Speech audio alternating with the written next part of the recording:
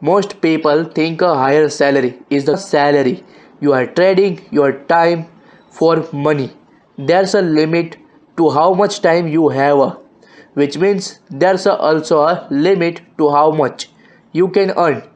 Even if you get rises, your income still depends on showing up and doing the work.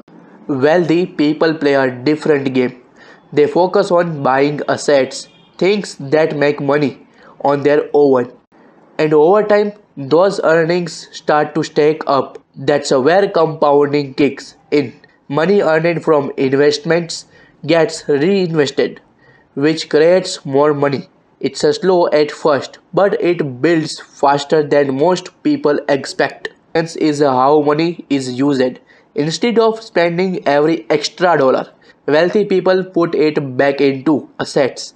They delay upgrades and big purchases so their money can grow first. This does not mean you need a huge income to start. What matters is what you do with what you have. Even small, steady investments can grow into something meaningful over time. So, no, it's not just about your salary, it's about how you use it.